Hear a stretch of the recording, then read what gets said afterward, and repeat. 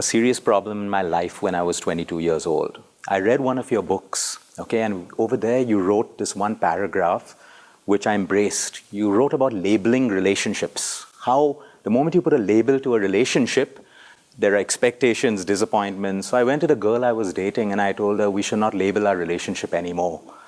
It didn't go well at all. But I still continued reading your books. And I think one part of it which has always stuck to me is you also wrote a paragraph about there's a boat and it has a hole in. Okay? You can jump to another boat or you can fix that hole.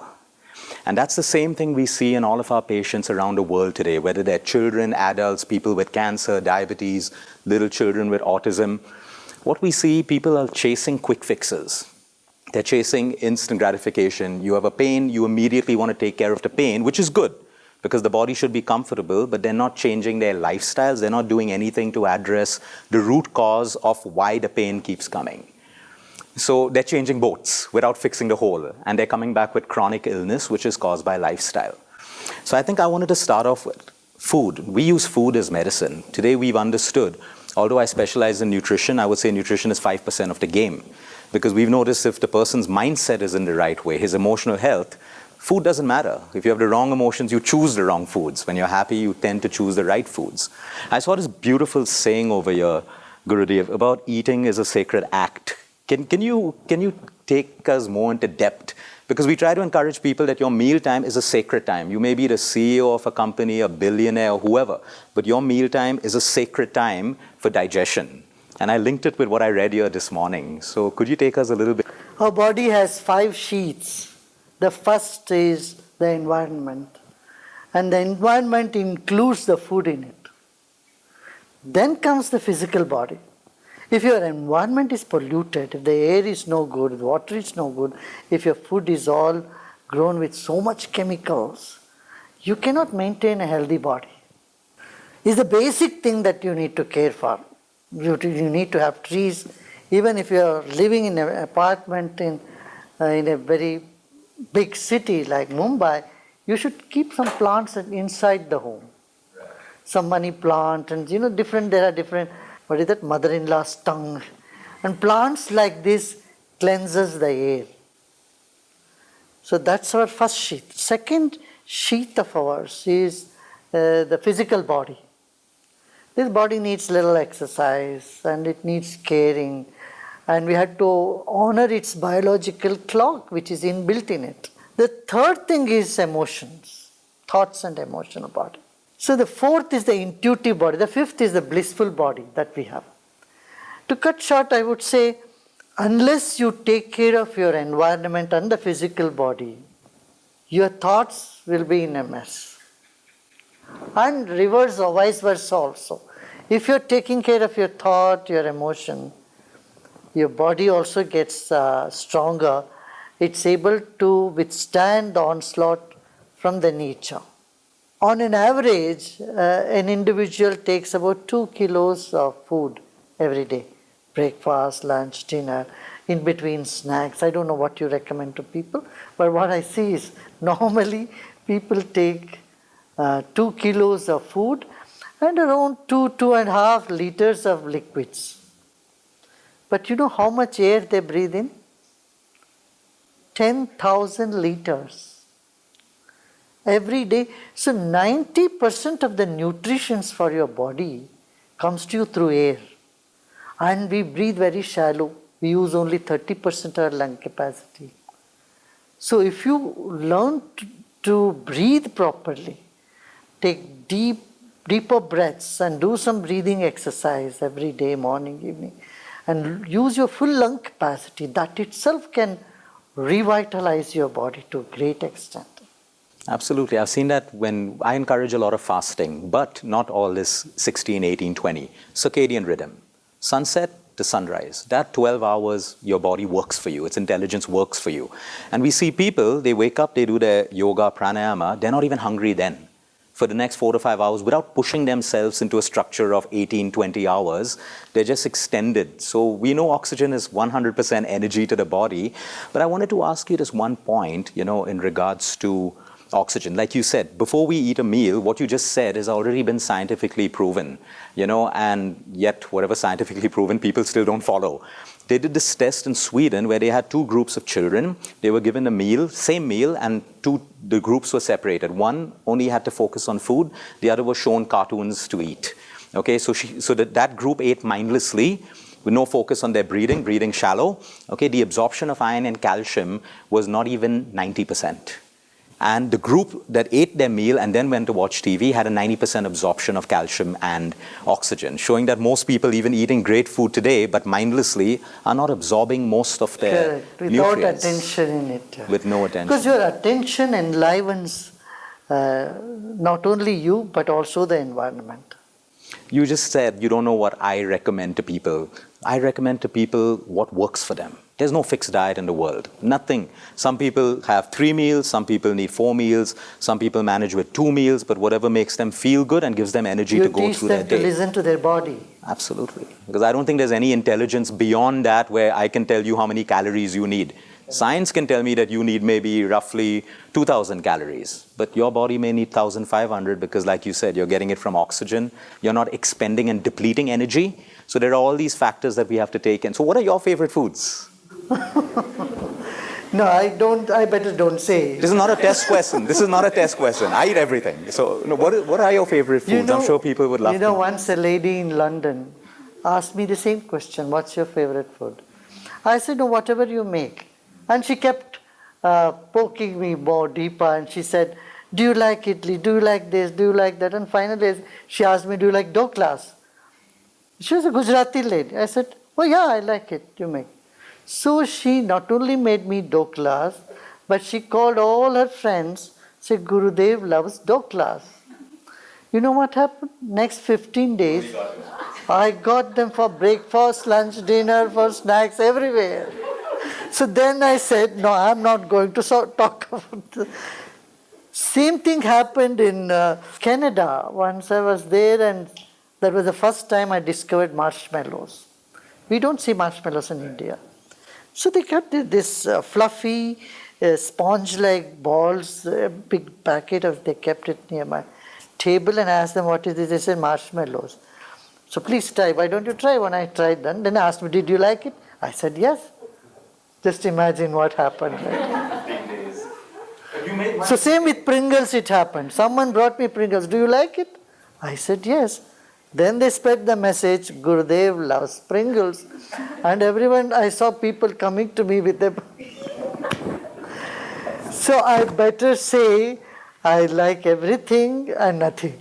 Absolutely, absolutely. I love khichdi. I said that. I landed in Singapore. I wanted to eat Singaporean food, and I had khichdi come into the hotel over and over again. So now I've stopped posting pictures on Instagram about khichdi, so hopefully people will know he's done with that phase.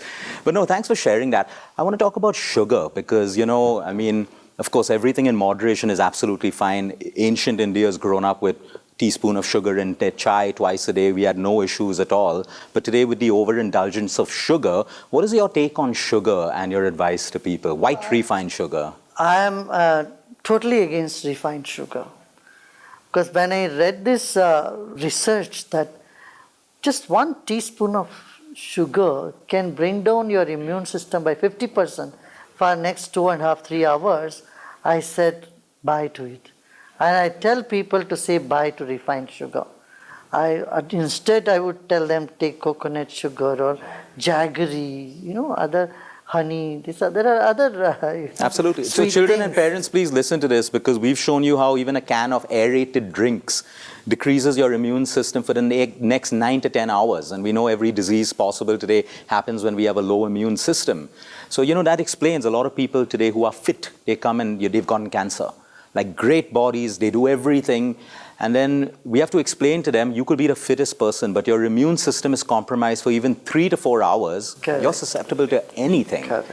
So so jaggery, pure honey, these are the things that we also encourage. I don't see this is too far away when we might see in the world the white sugar factories will be shut down. Maybe they will. We need to move in that direction. May not be right away, but the refined sugar, and This is not, it's not regional thing, not it's reasonable thing to continue something when we find that it is harmful to us. The connections, Gurudev, that we see with cancer, because we're constantly, the first thing, if anyone who has cancer comes to us, even before we've seen their reports, they may be in another part of the world, we say, stop white sugar immediately, because that's the feeding mechanism of cancer cells. But yet, we're yet to find people and the whole community agree to this fact that your cells are living organisms. They are taking energy from sugar, which is quick energy, and multiplying. And we're trying to make those changes. I mean, the shutdown of the factories would be the best, but I think that's way off down Yeah, the otherwise, future. they can make jaggery powders, stable jaggery. Because jaggery has zinc and it has iron, phosphorus, it has calcium. So we're not saying, we're not against the cane forms. In fact, cane sugar is good. But the refined sugar is what we have to create this awareness. People are not aware of this. Even temples, you go to temples, they give prasad only as the white sugar. But was it originally jaggery in the prasad? Because Yeah. some people told me in ancient India it was always jaggery, and then white refined became more convenient and cheaper actually. So people started using that. It was never a traditional thing, white sugar. So I want to ask you, we believe in the power of prayer. We tell people, irrespective of your religion, bless your food before it comes to you. You can change the energy. This is what I believe, but people see me as a nutritionist. Can you add value on the power of blessing your food, gratitude Your with thought food? is very powerful. And if your thought is positive, and the thought gets absorbed by everything around you, and if it is a positive thought, that's how the blessing works. Blessing is very scientific if you ask me. Because thought is also an energy. 20, 30 years ago, if you tell them that I can open the lock by just my thumbprint or just my vibes, people would laugh. This must be some voodoo or some magic. But today, you have to open your phone just by your thumb. Correct? That means your energy, your unique energy or your wavelength is being recognized by science today. And blessing food is same thing. It amounts to the same thing. Focusing your positive attention. And a prayerful mind is like a laser beam. It's very sharp and it does magic. Thanks for explaining that. I had a question about children today. Okay, now when we were growing up, if we didn't finish the food on our plate, irrespective, green vegetables, whatever, the plate was taken away and we ended up eating it the next day. Today we have a generation of children who are fussy, they don't want to eat, and all of these problems. I know for me, discipline fixes the whole point, but we're living in a world where you have to balance emotions of parents and everyone else, and the kids have to feel special. What would your advice be to children and parents, because they're both involved? The perception is all that is healthy is not tasty, all that is tasty is not healthy. That's made by man, though, right? So this is a perception. So we need to change this perception and really give kids something which is healthy and which is tasty too. So they can develop the taste buds for that, something that is, healthy. I think just that little shift in awareness makes a big difference. I see many kids here, many of them refuse sugar. In fact, I would say most of them. They say, I would like to take fruits. I offer them, here is a sweet, here is a fruit. What would you like to choose? They'll take the fruit. Obviously, they take the Intuition, again. But children have that intuitive power. Until they get sugar, then the craving cycle, like most adults can't give up sugar because they're addicted. So imagine children, when all the senses are still not. But still, they're a little bit, there is still some affinity for chocolates though. Kids do have the affinity to chocolate, but most of them, they choose fruits. And this I have not seen in say 10 years back, I have not seen this phenomenon happening. Obviously, kids would just go and pick up the sugar things, the sweets and all that stuff. I see a positive trend in this direction now. Or rather, this trend looks very positive. I think the new generation of children are far more aware. They're asking the right questions. Some intuitively. Some may not even have been educated in this. Or maybe the parents have oriented them in that manner, but I see there is a difference. Right. I hope it moves that way. You spoke about giving the body a little bit of exercise. That's very close to our heart. When we say exercise, we say movement, because some people get scared of the word exercise. They think gyms and trainers.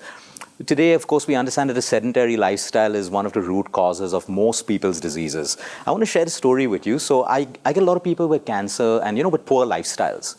I was shocked when I had certain Vipassana teachers who do 45 days of deep meditation, because by then I had already established the fact that, poor lifestyle, poor emotional health, sickness. But here's someone sitting in front of me, an elderly lady, 75 years old, deep into her meditation, but sitting with an ovarian cancer. So I was like, emotionally she's set, she's doing all her work. But then we realized the physical body was neglected. They're sitting whole day. Absolutely no movement. So the body still will create disease at some point.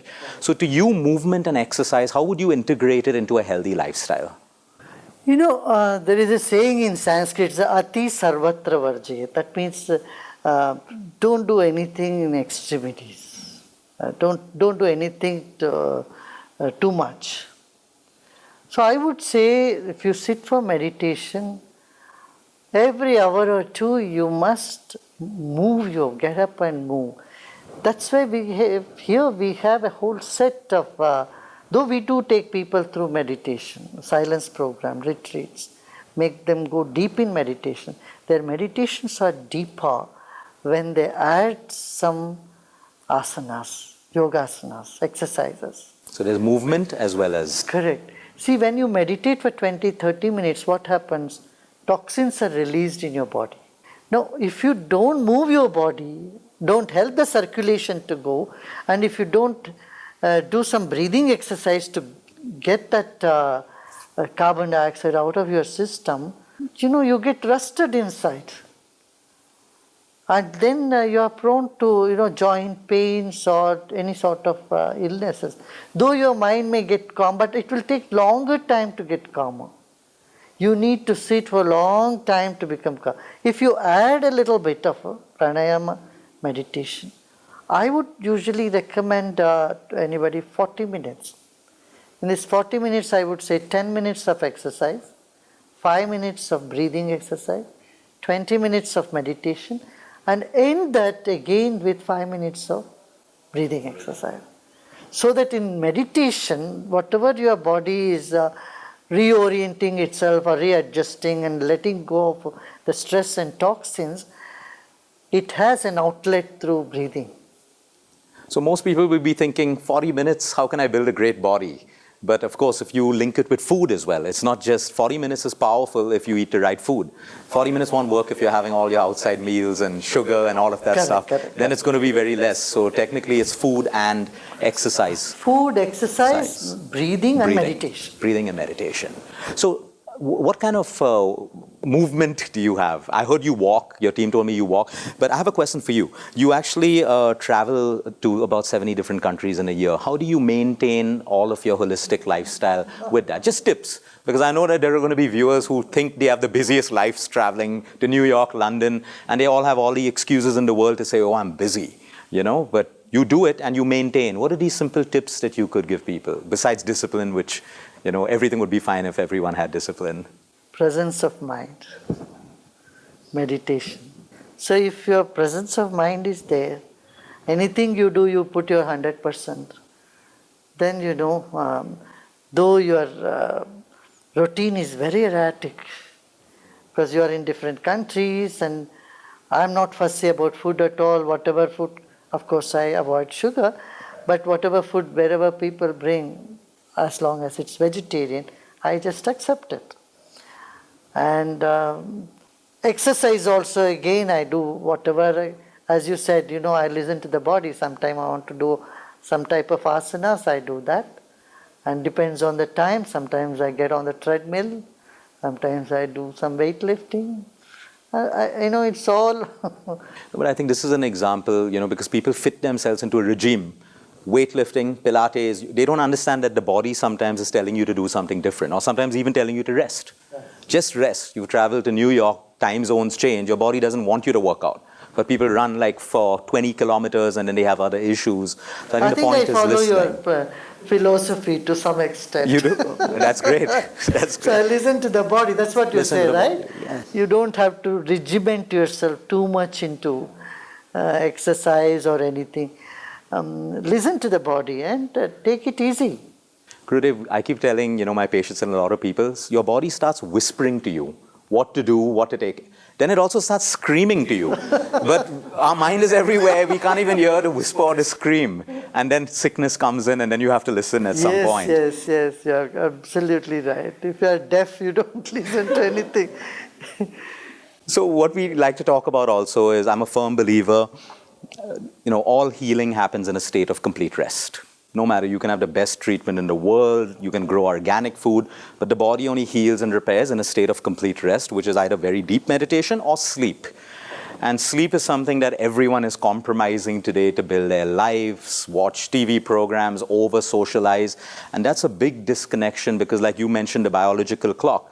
If that clock's rhythm isn't in place, we have sickness. In fact, when we look at our most complicated cases, which touch wood with God's grace and the patient's efforts, they're healed today, there's only two things we did. We aligned their eating timings and their sleeping timings. And we trusted that the intelligence of the body kicks in and does the work that the whole world is trying to do, but we've not figured it out yet.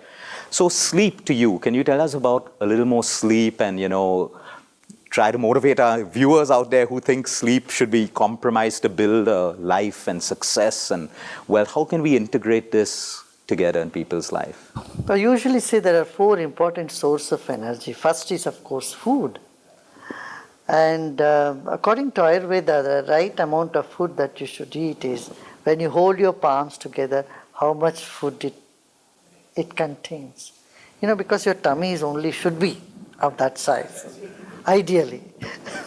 So if you have a table that you carry along with you, then you may have several handfuls that you need to feed. So, but don't ask me if there is no upper limit. So this much of food is what usually it's said you should do it. Right amount of food at the timing as you already mentioned. And then a second source of energy is sleep. I would say 6 to 8 hours of sleep is necessary for a normal and quality sleep, right? A lot of people still sleep 8 hours and wake up tired because their minds, they wake up in the night thinking, go back to sleep, disturb sleep. And maximum 8 hours, not more than that. 6 hours is good, I would say. But if you're a deep meditator, you can manage with 3 hours, 4 hours. I manage with 3 hours, 4 hours sleep. Now everyone will start following 3 hours and saying, I would because say no. you said it, yes, please tell them. I would say no, don't do that. Because, it's a natural phenomenon when your body is in a sort of witnessing the sleep, witnessing the dreams. Then it happens to you naturally. You don't force yourself into 3 or 4 hours sleep. No, you should never do that. But don't ask me why you don't sleep 6 hours. Because for me, my body is okay with 3-4 hours sleep. And last night you also spoke of very important thing. It's about how quickly we deplete energy. If I deplete energy rapidly throughout the day, I will probably need more sleep.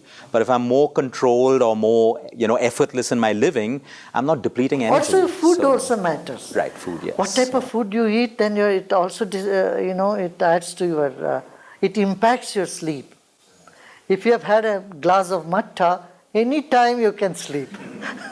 Lassi or mattha you take, suppose, or you have curd rice, you can sleep at any time. So these are the things.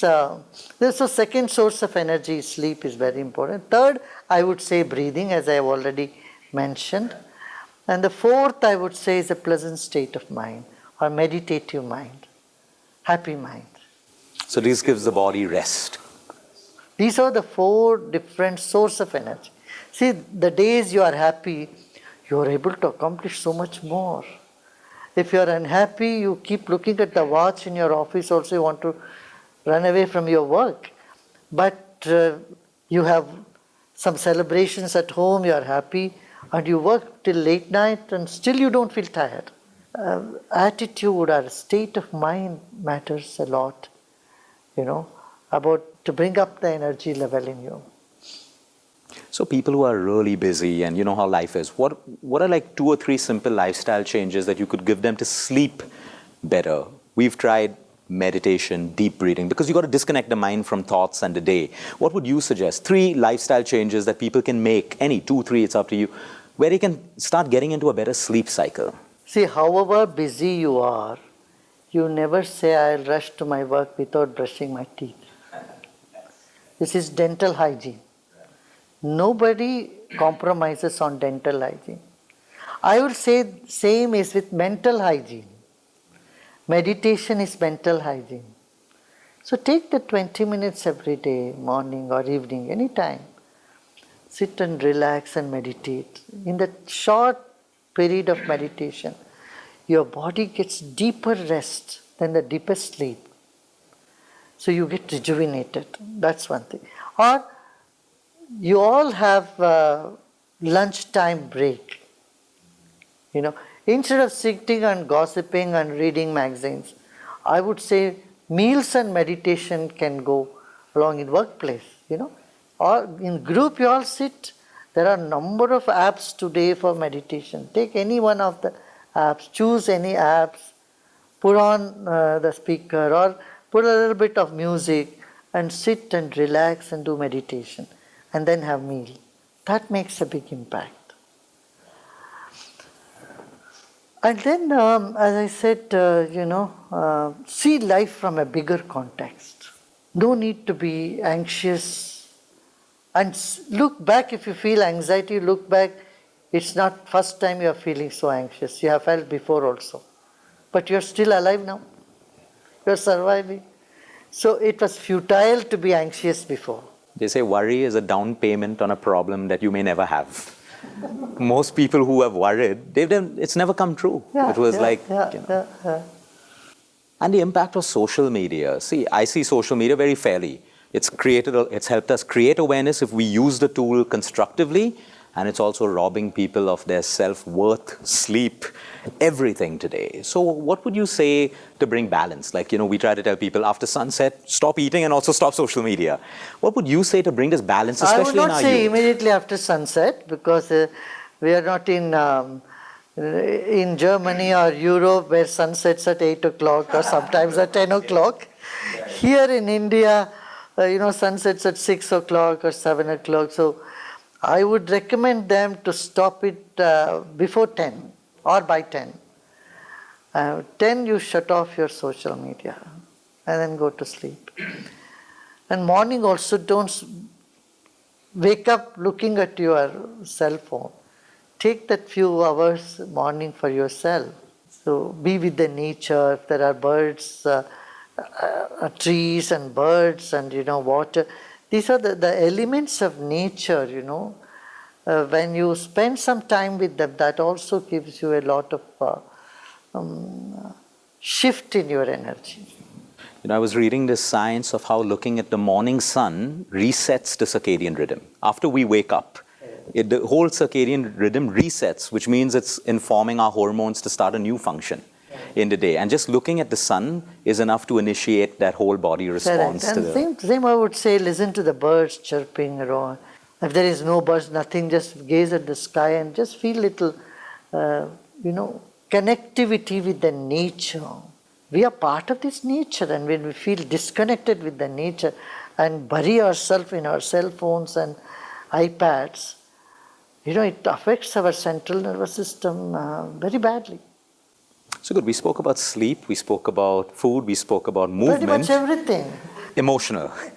Now, if I have to put a percentage, I would say I could easily say 90 to 95% of our cancer patients. See, genetic cancers, I'm talking about lifestyle driven.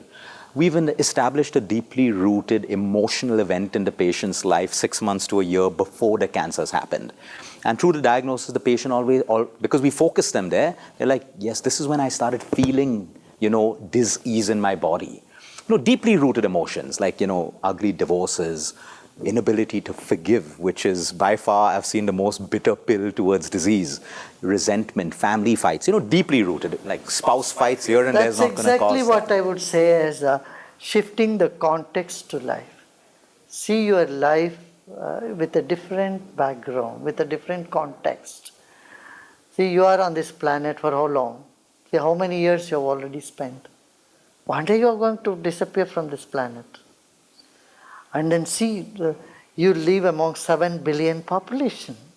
Then your awareness expands rather than getting stuck in these 1 or 2 relationships.